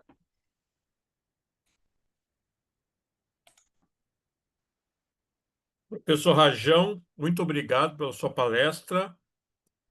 Apesar de ser concisa, né, rápida e concisa, ela nos deu uma excelente visão global, né, do que tem sido nesse ciclo de palestras de meio ambiente, que vai culminar agora com a tão polêmica, né, a COP30, não tanto pelos conteúdos em si, mas pelos problemas, né, de alojamento, de Uhum. estadia, de transporte que estão acontecendo, né, que ganharam mais visibilidade do que o conteúdo da COP30, né? Então, eu Verdade. concluo agora os nossos confrades e convidados presentes, se quiserem fazer perguntas ao nosso confrade expositor, estão liberados para fazer perguntas. Basta colocar aí a mãozinha amarela ali, ou se não puder, levanta a mão mesmo. Quem gostaria de fazer a primeira pergunta? Ninguém quer fazer a primeira pergunta? É, bom, eu tenho uma pergunta a fazer para o professor Raoni Rajão.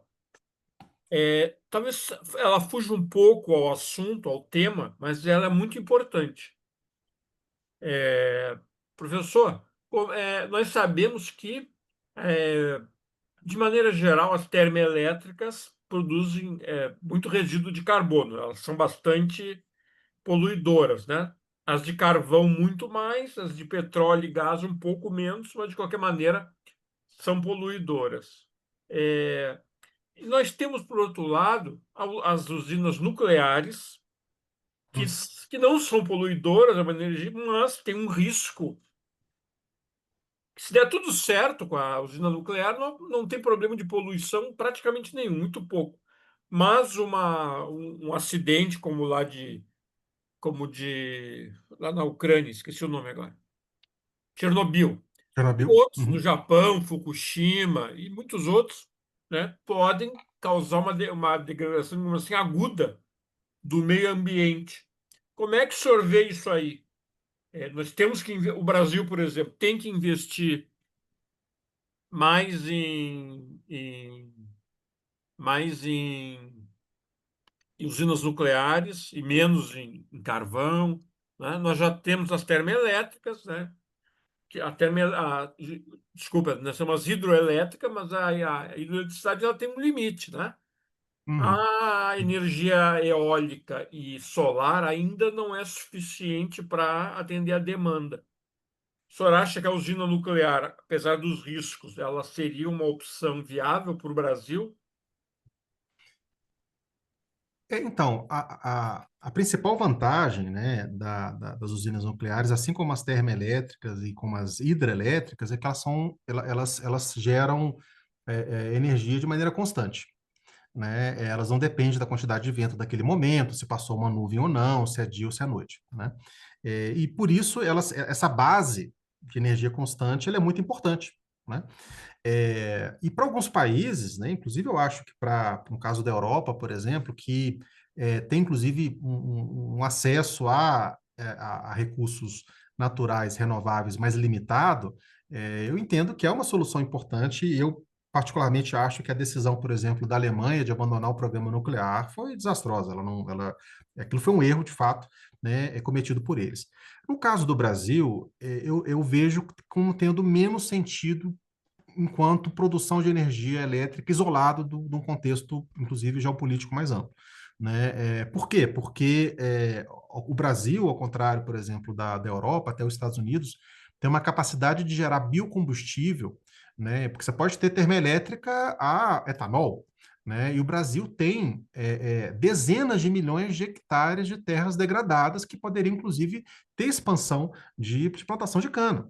Né? O Brasil ele não tem problema em conseguir estar gerando esses biocombustíveis adicionais. Né? Mas é claro que, no caso específico do Brasil, o investimento nuclear se deu no momento onde e ainda é importante o uso dual, né? Nós estamos falando aqui, né, do submarino nuclear, nós estamos falando de aplicações médicas, né, e até eventualmente, que foi um dos motivos lá atrás, né, de investimento nessa área, porque o Brasil chegou a ter pretensões também de produzir uma bomba nuclear, né, isso acabou, né, se perdendo com o passar dos anos.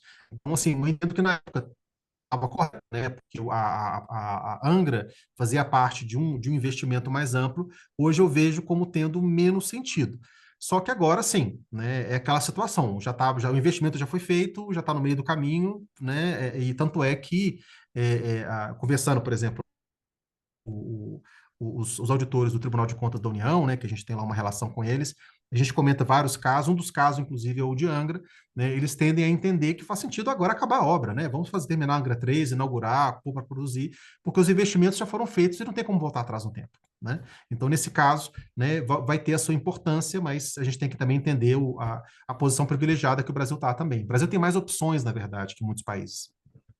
Obrigado, professor, pela sua resposta. Próximo debatedor agora, o desembargador Esteves Torres, e a seguir a tenente Quilmara Jesus. Professor desembargador, pode falar, por favor. Pode fazer a sua pergunta.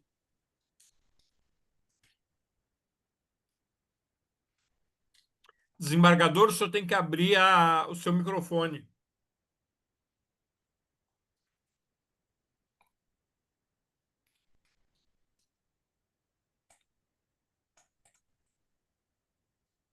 O senhor está nos ouvindo, desembargador?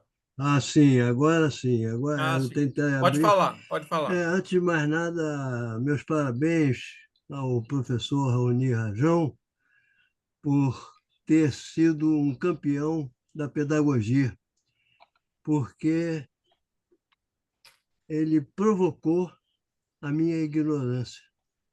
E não a ignorância socrática, que eu só sei que nada sei, mentira, o nada que ele não sabia era tudo. Mas o fato é que eu fiquei impressionado com o acúmulo de dados, e eu acho que 45 minutos foram muito poucos. Mas, de qualquer maneira, ficaram duas dúvidas. Né? Em Estocolmo, em 1972, chamou-se a Conferência do Homem, né? da Humanidade, e a dúvida que ficava era o seguinte: e o meio ambiente e os animais? Bom, essa é a primeira dúvida. A segunda dúvida, como ninguém falou, eu me atrevo a fazê-lo. E a margem equatorial? Coincidente com a COP30, como é que nós vamos entrar no cenário da COP30 com a margem equatorial em andamento, embora seja algo para daqui a 5 ou 6 ou 10 anos, não sei, não tem essa dimensão. Mas e isso, professor Raoni, é apenas para dizer que eu prestei muita atenção no que o senhor falou e entrei no environment da sua palestra, viu? E agradeço esta oportunidade de dimensionar a minha ignorância. Muito obrigado. Não, excelente pergunta, né? Inclusive porque, assim, o que aconteceu? em Estocolmo, em 72, realmente a preocupação ali era a qualidade de vida. O que mobilizou o começo do debate era a perda da qualidade de vida dos países ricos por conta da poluição. Então, essa que era o foco, né, do debate. E tanto é que fala meio ambiente humano, né, onde o ser humano interage com o meio ambiente. Não existia, inclusive, o próprio conceito de biodiversidade, não existia ali uma preocupação explícita. O que teve foi, na verdade, uma convenção paralela, que não foi debatida em Estocolmo, mas que aconteceu também naquela época, que aprovou o CITES, né, que é um acordo internacional, né, para de comércio de espécies ameaçadas de extinção, né? E, inclusive, que foi aprovada em 1973 e que foi ratificada pelo Brasil em 1974, né? Foi a primeira conferência, né, tratado ambiental ratificado pelo Brasil. Inclusive, o Brasil foi um dos primeiros países a ratificar, né, essa convenção.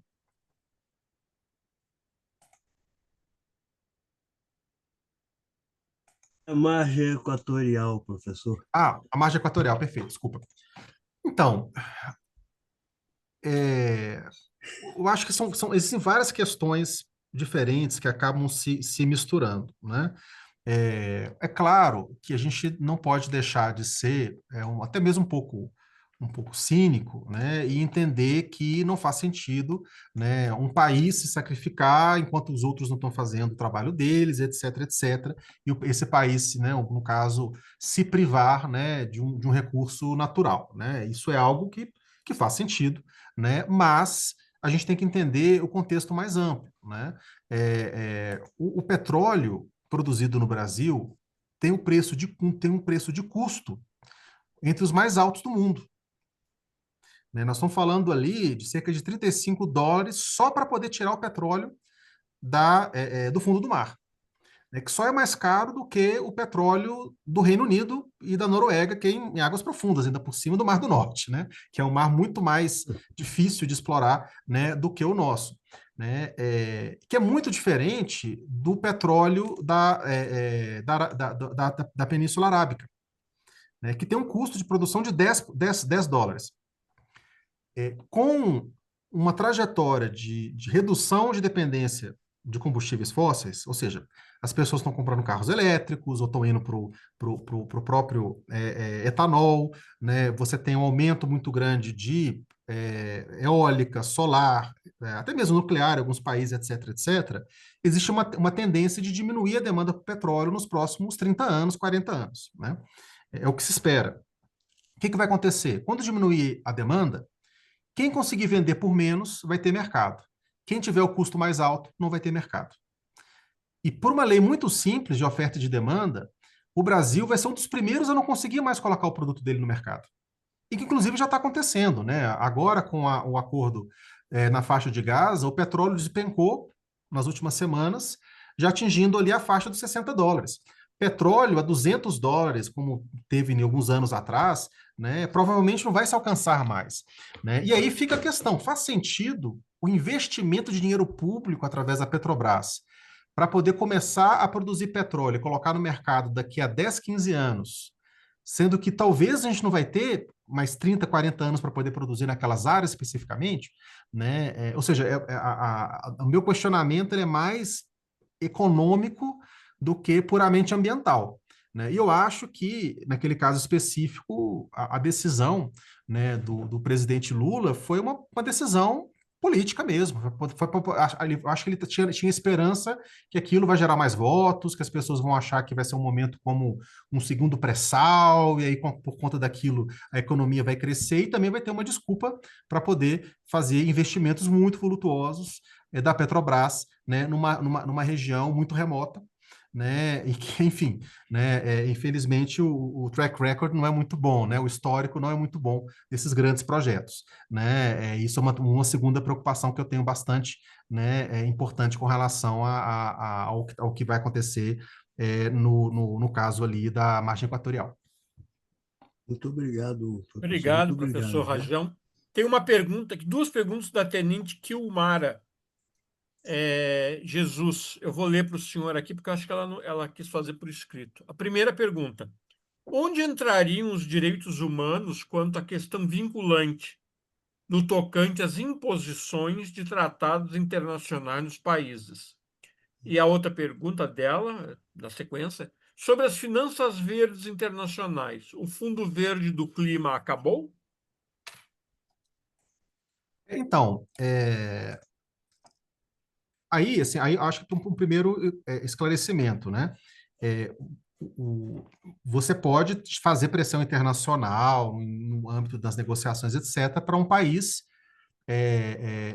adotar, ratificar um acordo, mas ele só vai fazê-lo se for de interesse do próprio país e se o seu Congresso Nacional ou órgão similar assim decidir fazê-lo, né? Tanto é que, por exemplo, é, é, fala-se, né, da OIT 169, né, que obriga a consulta a povos e comunidades tradicionais, povos indígenas, etc., em obras de infraestrutura, que muitas vezes atrasa investimentos, etc., etc. Isso se aplica ao Brasil não porque a ONU, por meio da Organização Internacional do Trabalho, impôs ao Brasil, mas porque a OIT 169 foi ratificada pelo Brasil. Se amanhã o Congresso Nacional falar não, ó, é, não ratifico mais, não faz mais sentido aquilo para mim, ele pode fazer isso. É claro que vai ser uma vergonha internacional. Será que a China ratificou a OIT 169? Né? Então existe ali, né, cada país, né, buscando fazer o seu jogo, né, no tabuleiro, quer se posicionar de alguma forma. Para um país como o Brasil, que quer jogar um certo jogo na direção do soft power, etc., é importante, né, tá internalizando esses acordos internacionais. Para outros países, não. Eles simplesmente, né, ignoram, assim como, por exemplo, o Tratado de Não Proliferação de Armas Nucleares, né, alguns países assinaram, outros não. Então você tem ali, né, uma posição.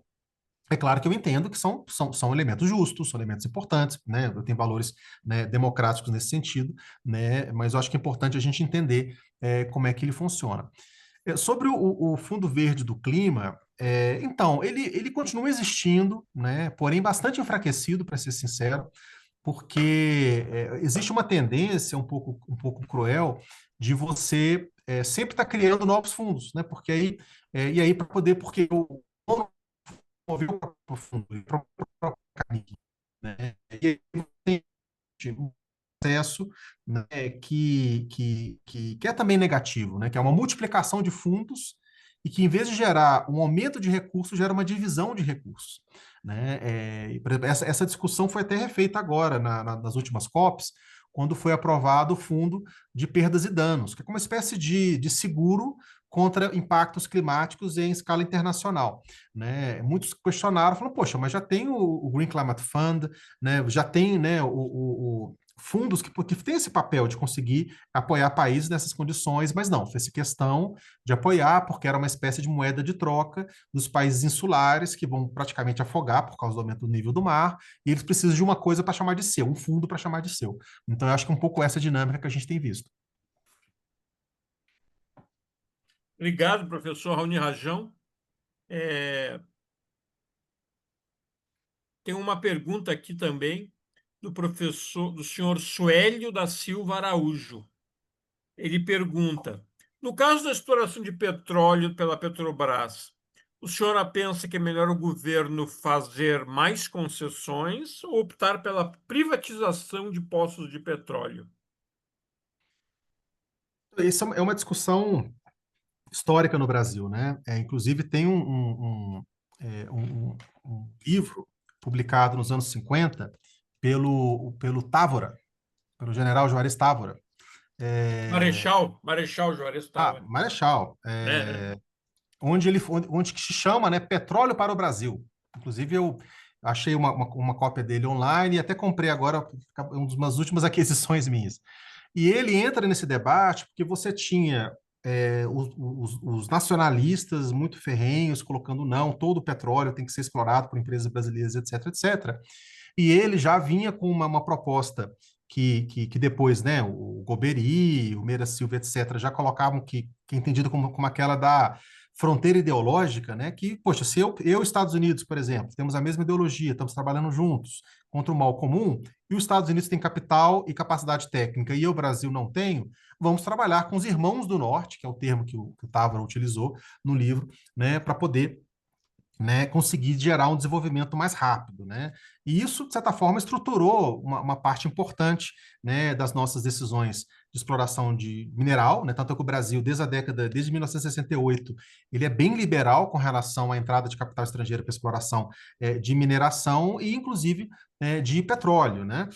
No caso do pré-sal, houve uma discussão sobre o tema e eu acho que, inclusive, eles tomaram a decisão certa, que foi ter uma sociedade com a Petrobras, se não me engano, tinha uma sociedade mínima de 30% de todos os postos, e além disso, você tem um fundo específico com um royalty de valor significativo com uma função específica, como, por exemplo, era o fundo dos royalties do pré-sal para a educação, né? Vocês devem lembrar que foi tomada essa decisão, foi uma decisão histórica para o Congresso Nacional. Infelizmente, né, antes do pré-sal começar a gerar recursos de maneira significativa, o Congresso Nacional desvinculou e agora, enfim, né, o recurso do pré-sal vai para a emenda parlamentar, vai para poder pagar, né, infelizmente, também ações que não são necessariamente são prioritárias para o país. Né? Então, assim, eu acho que, respondendo de maneira objetiva, dá para poder ter um envolvimento de outros atores, outras empresas além da Petrobras. O importante é que o benefício seja repartido. Acho que o mais importante quem faz é discutir como é que é tratado as royalties e os benefícios. Obrigado, professor. Alguém tem mais alguma pergunta? Professor, eu tenho mais uma pergunta rápida. O senhor é esgrimista? Eu sou, por Eu vi acaso uma eu sou. espada ali. É uma espada mesmo. Sim, sim, É uma bom espada, olho. né? O senhor usa o florete, o sabre Não, também ou só a espada? não, aquilo dali não, eu comecei com um florete, Aham. né? Mas depois eu fui para a espada, fui da equipe de esgrima da universidade, quando eu estudei na Inglaterra, e aí foi nessa época que eu migrei Hum. a O espada. senhor Mas é, eu tô o bem senhor é quase um enferrujado. lorde, então. O senhor é quase um lorde Ah, inglês. Professor, esperamos contar com toda essa sua sabedoria aí no nosso Congresso Internacional de História Militar, não sei se o senhor está sabendo já, que acontecerá em agosto de 2026, na cidade de Foz do Iguaçu. Vai ser um, opa. Oh, todos estão convidados aí, é claro que cada um às suas próprias expensas, talvez para os palestrantes nós consigamos patrocínio de passagens, de hotéis, né? É, haverá também uma taxa a ser paga, como em todo o congresso, mas seria muito importante se o senhor já preparasse aí um artigo, né, para que, se for o caso, possa ser apresentado ano que vem nesse congresso, que é da maior importância. Ao com senhor prazer. Suélio da Silva tem outra pergunta. Senhor Suélio? Sim, sim, Rafael. Pode É, falar, senhor Suélio, pode falar. Muito obrigado. Meus cumprimentos e parabéns, professor Raoni, pela palestra, excelente. Eu coloquei outra pergunta aqui, sobre a exploração de petróleo pela Petrobras na Foz do Amazonas. O que o senhor pensa? É viável na questão do custo-benefício? E outra questão que, se possível, eu gostaria de saber se o senhor pode disponibilizar a apresentação que nos fez. Muito obrigado, professor. Excelente. Então, disponibilizarei com prazer a apresentação, né? E então, sobre a questão da viabilidade econômica, um pouco o que eu comentei, assim, eu pessoalmente tenho as minhas dúvidas, principalmente por conta da tendência de longo prazo do petróleo, né? Inclusive até mesmo de curto prazo, né? O petróleo, o barril, ele estava, quando começou a guerra na Ucrânia, ele bateu US$ 127 o barril. Agora, com a decisão, né, com relação à faixa de Gaza e a diminuição da tensão do Oriente Médio, ele já foi para 60, né, sendo que o custo de produção, de acordo com algumas fontes do petróleo brasileiro em águas profundas, já é por volta de US$ 30. Né? Imagina você conseguir, com uma margem de lucro cada vez menor, pagar investimentos durante 10 anos, vão ser 10 anos de investimentos ali em plataformas para começar a produzir. Né? Então, assim, assim, eu acho que é um tipo de investimento que que faz sentido do ponto de vista político-eleitoral no curto prazo, mas eu não sei se faz sentido do ponto de vista econômico no longo prazo. Né? E aí, fora as questões ambientais, soft power, né, negociação, enfim, eu pessoalmente acho que é um erro, mas ao mesmo tempo também, né, é uma posição muito difícil para o Brasil. Para a maioria das pessoas, é complicado você explicar esses elementos todos de preço de custo de produção, comparado com a Arábia Saudita, nanana. E aí, se você fala que não vai utilizar, aí já vem, não, é uma posição contra o Brasil, contra o desenvolvimento, a gente podia estar explorando, não está. Então, acaba colocando o próprio governo numa situação muito delicada. Ele não pode ser contra. Né? Eu acho que isso explica também, né, as decisões que foram tomadas. Obrigado, professor. A Tenente Kilmara tem outra pergunta. Tenente Kilmara, por favor, pode fazer uso do microfone. Abre o seu microfone, por favor. Boa noite a todos. Estão me ouvindo bem? Sim.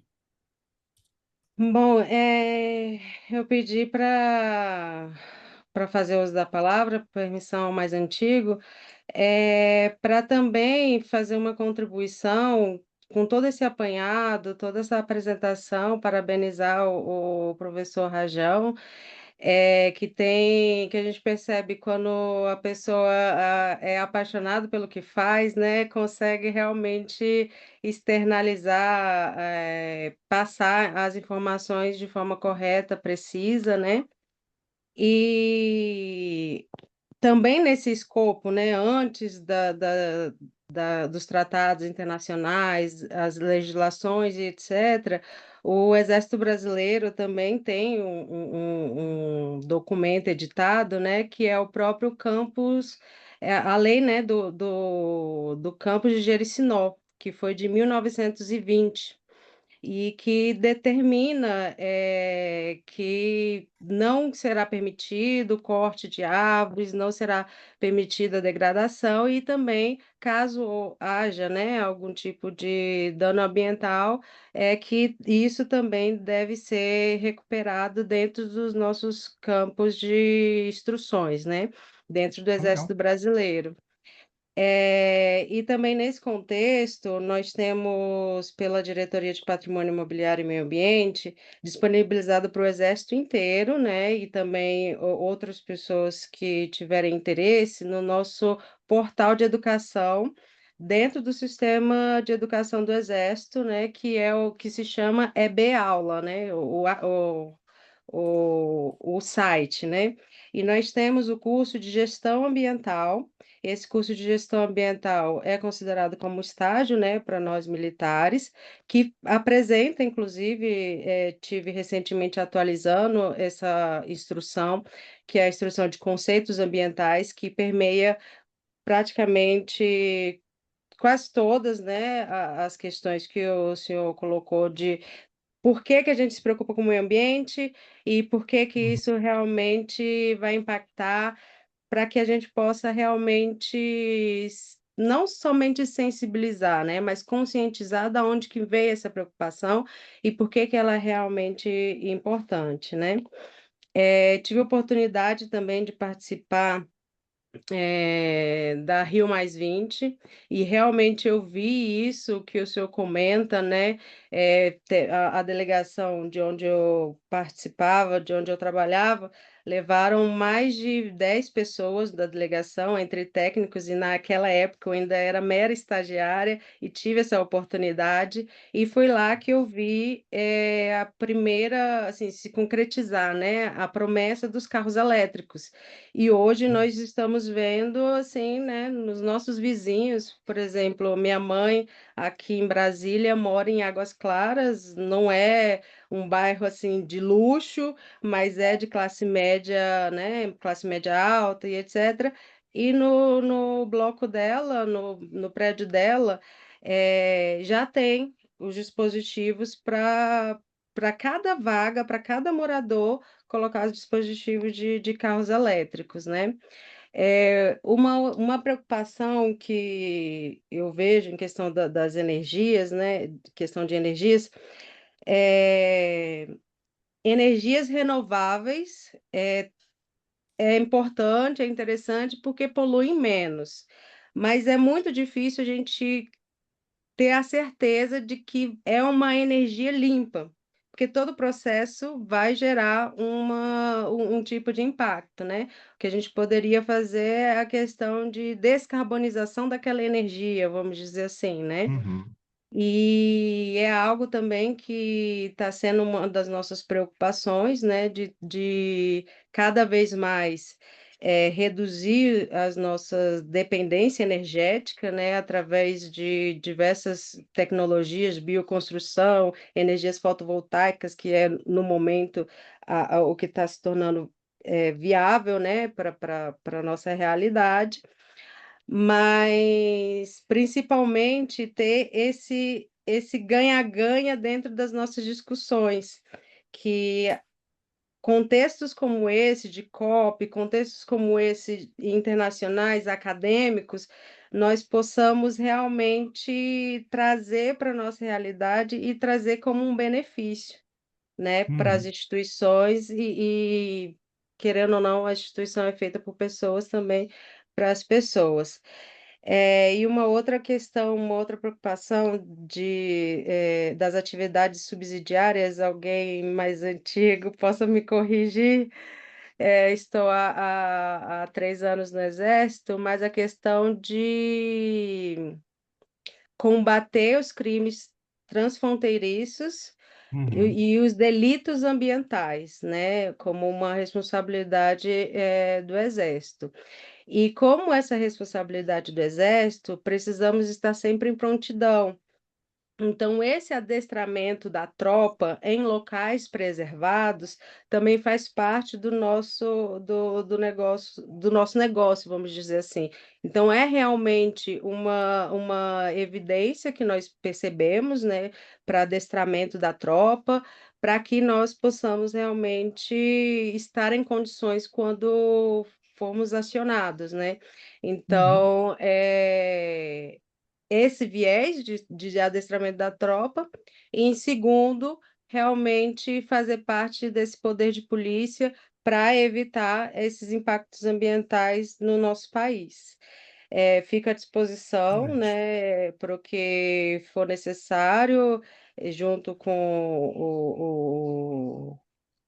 a partir da autorização, né, dos meus superiores, para que principalmente façamos chegar a todos os militares, porque pelo nosso próprio regulamento interno, né, o nosso RISG, nós temos não só o comandante, fiscal, oficial de controle ambiental, mas cada militar tem a sua Uhum, responsabilidade quanto ao controle ambiental, dentro das organizações militares.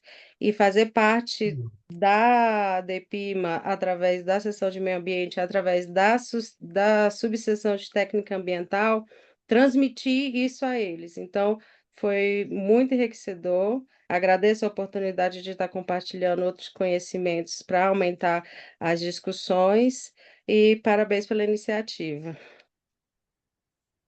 Muito obrigado, Tenente, né? Inclusive, lembrando que na Universidade Federal de Minas Gerais e a DEPIMA tem um acordo de cooperação, né? Então é Sim, sempre um prazer estar interagindo com vocês, né? Enfim, vocês fazem um trabalho excelente, até porque hoje uma das áreas na Amazônia mais protegidas são, na verdade, as áreas militares, né? Mais do que as unidades de conservação e terras indígenas, porque o grileiro ele invade a terra indígena. O grileiro ele invade a unidade de conservação, mas ele não invade a área militar, não. Então existe ali uma capacidade de dissuasão importante. Obrigado, Tenente Quilmar. Obrigado, professor Rajão, pela resposta. Face ao adiantado da hora, eu acredito que não há mais, não há mais debatedores. Então, só quer deixar uma mensagem final, professor? Então, Coronel Rafael, agradeço aí pela oportunidade, né, e espero a gente poder aprofundar esse tema, né, com o passar dos meses, dos anos, né, vou anotar na minha agenda, né, o Congresso Internacional em Foz do Iguaçu, que eu não conheço ainda, mas dizem que é muito bonito lá, vai ser um prazer, né, estar reunido lá e debatendo temas como esse e outros temas também, né, na interface entre geografia e história militar aí, que são de interesse comum. Então, senhoras e senhores, Que o meu gato aqui está na frente. Sai, gato, sai daí.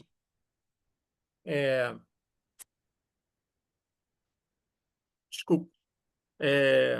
Eu gostaria, então, em nome do Instituto de Geografia e História Militar do Brasil, agradecer a palestra brilhante e esclarecedora do professor Rajão, Raoni Rajão, e agradecer a presença também dos nossos confrades e convidados, cuja participação foi muito importante.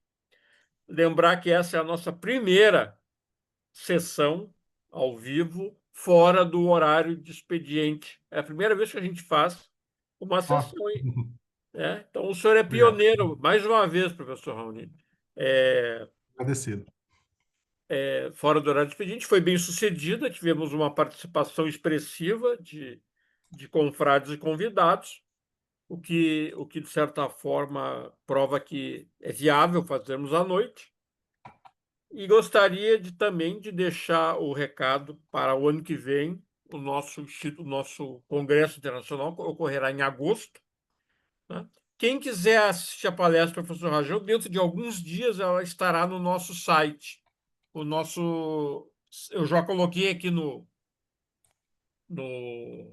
chat, está ali o site, a página do Instituto. Dentro de alguns, é www.ighmb.org.br, é só o senhor olhar ali no chat. Então, dentro em breve, o professor Raoni Rajão já autorizou a colocação dele, a publicação da palestra dele no nosso site. Site não, nós não temos site, nós temos página, né? Mais uma vez agradecer a participação do professor Raoni Rajão.